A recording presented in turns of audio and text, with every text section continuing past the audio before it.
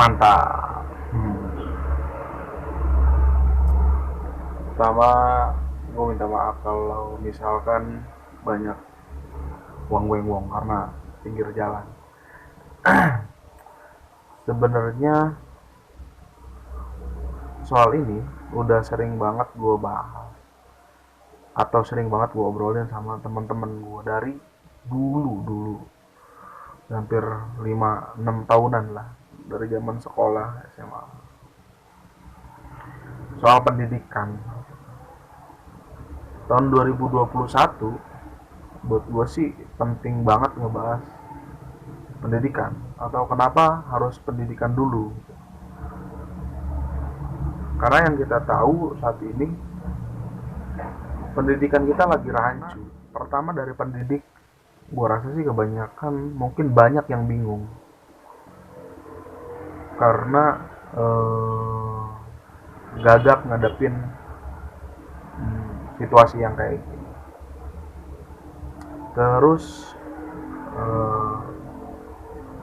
siswa yang apa ya, yang jadi sasaran utamanya juga kayaknya bingung mereka mau belajar apa.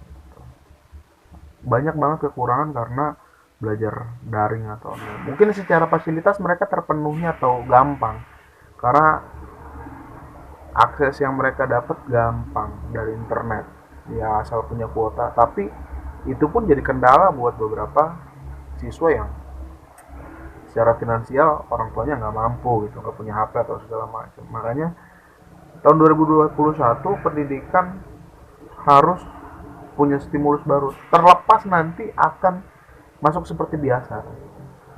Karena kebiasaan di rumah, menurut gua siswa bakalan kaget kalau tiba-tiba dikasih sistem yang langsung kayak dulu gitu. Atau mungkin ini saatnya merubah, bukan merubah, sedikit apa ya, sedikit memperbaharui sistemnya. Kenapa memperbaharui? Karena buat gue dari dulu pendidikan itu jadi momok yang apa ya, bukan menakutkan, cuma pendidikan akhirnya jadi wajah yang kejam buat gue. Banyak banget penghakiman atau banyak banget penghakiman di dunia pendidikan. Salah satunya sistem ranking. Gue sih nggak setuju sama sistem ranking karena ada penyekatan. Anak yang punya nilai lebih tinggi di bidang akademis gitu, dia akan ranking 1. Dan anak yang kurang di bidang akademis, posisi dia nggak pasti, cuma kadang di bawah. Menurut gua akhirnya gimana? Dua-duanya punya potensi. Misalkan si A pinter di bidang akademis, si B ekskulnya keren gitu, sampai juara segala macam. Tapi yang dinilai itu kan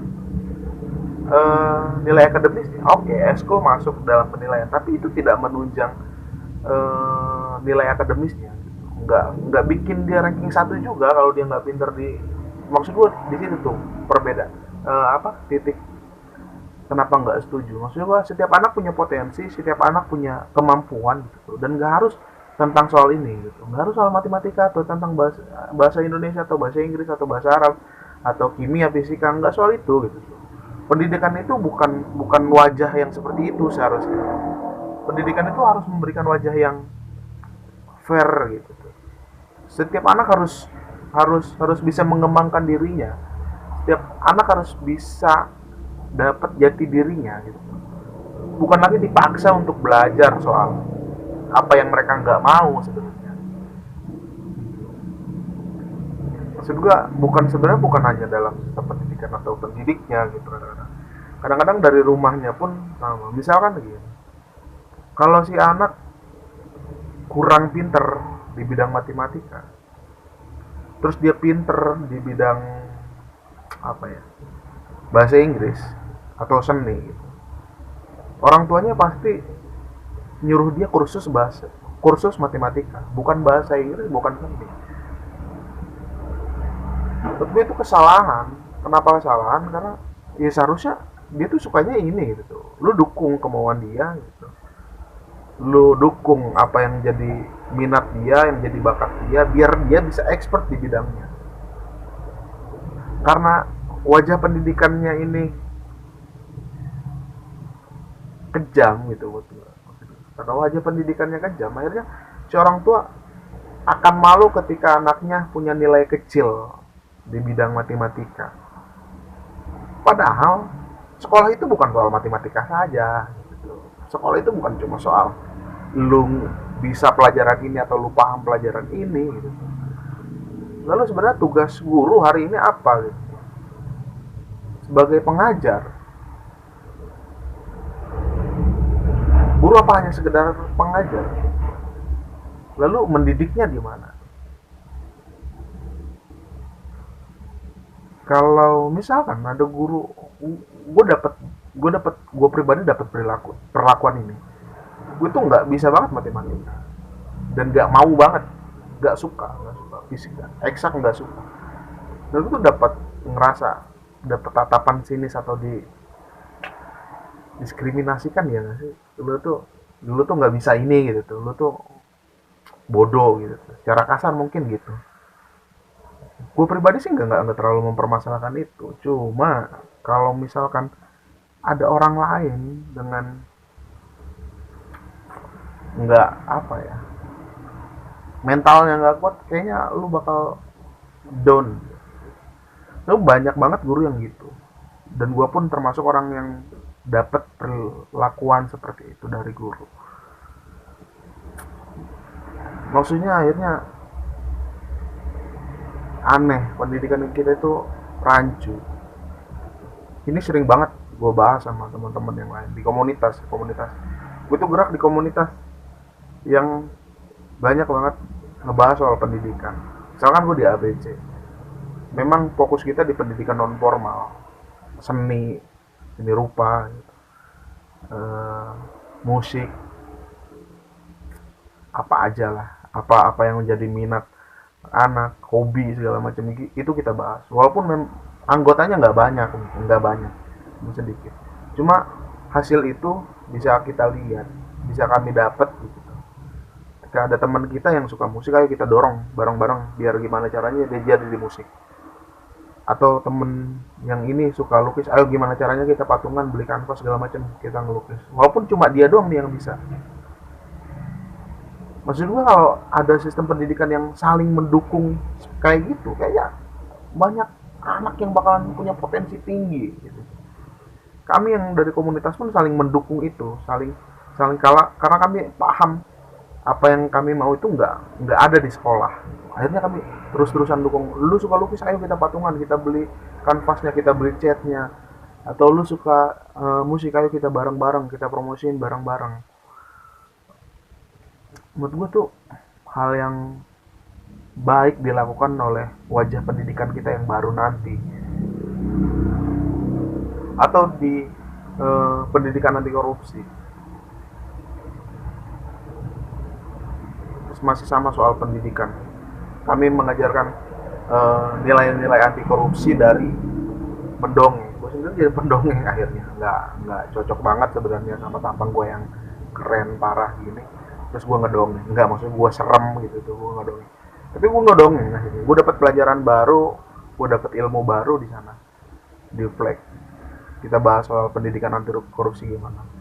Pun termasuk gue kemarin jalan bikin sanggar baca, bikin taman baca. Ya semata-mata buat gue cita-cita tertinggi sih, ingin ingin banget, mau banget memperbarui sistem pendidikan gitu tuh, dengan wajah yang baru, yang wajah yang ramah ramah merangkul anak-anak gitu, mendukung setiap potensi dan hobinya gitu. Oke, kita punya itu, kita punya school katakanlah seperti itu.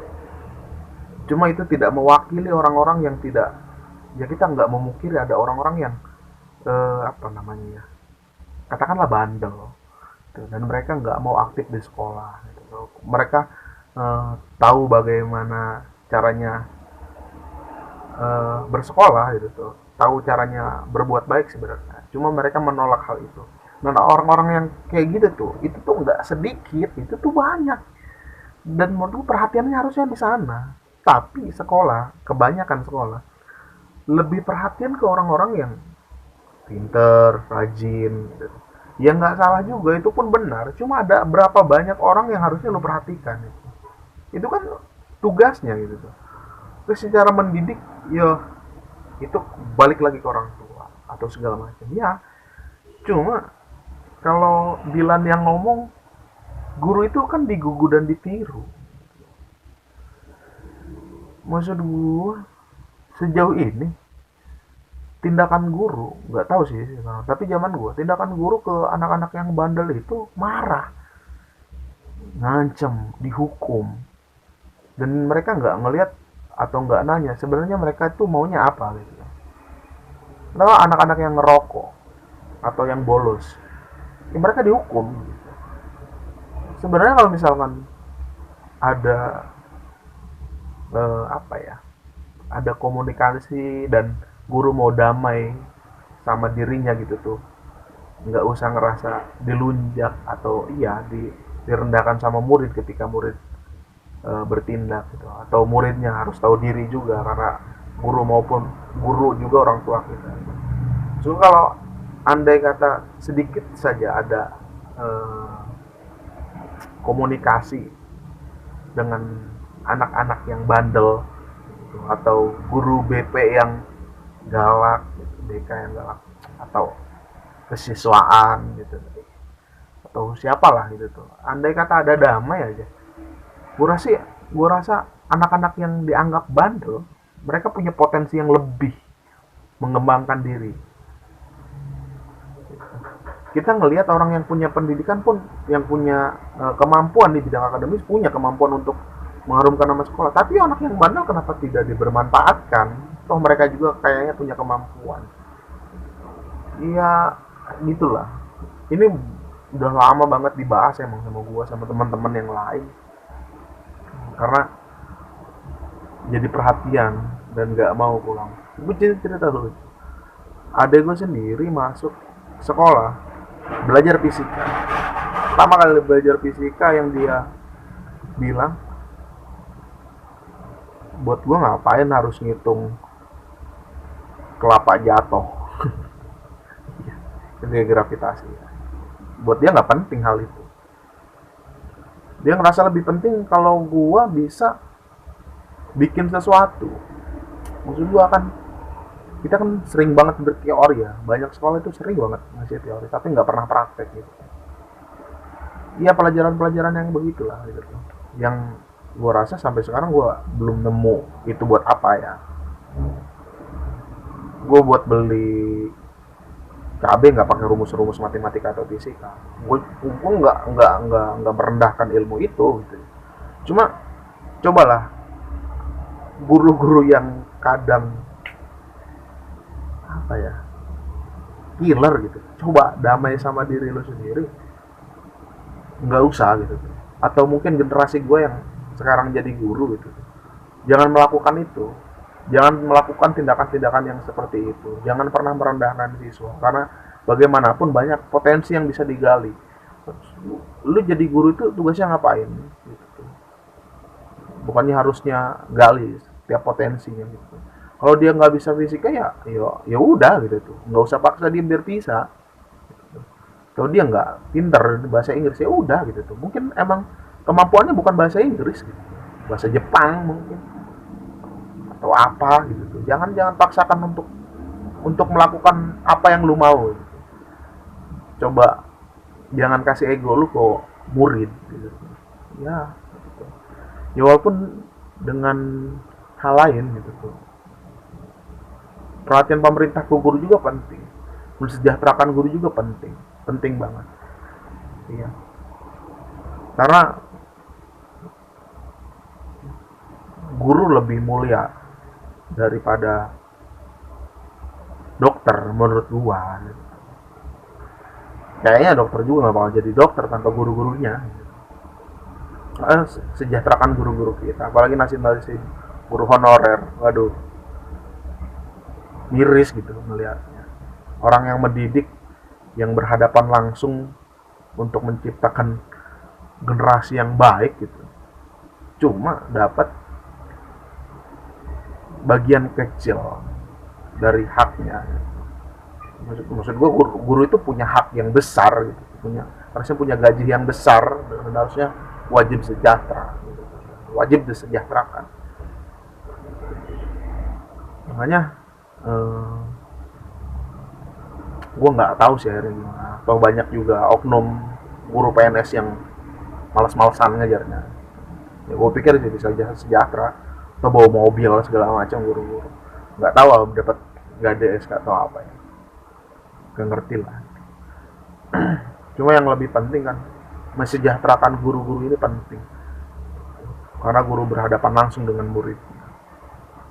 Lalu tugas guru pun penting, jangan sampai hal-hal yang memang diskriminasikan, menganggap muridnya bodoh atau bilang muridnya bodoh, kayaknya nggak banget deh untuk seorang guru.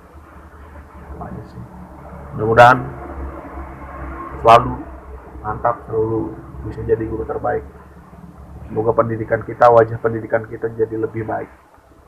Thank you.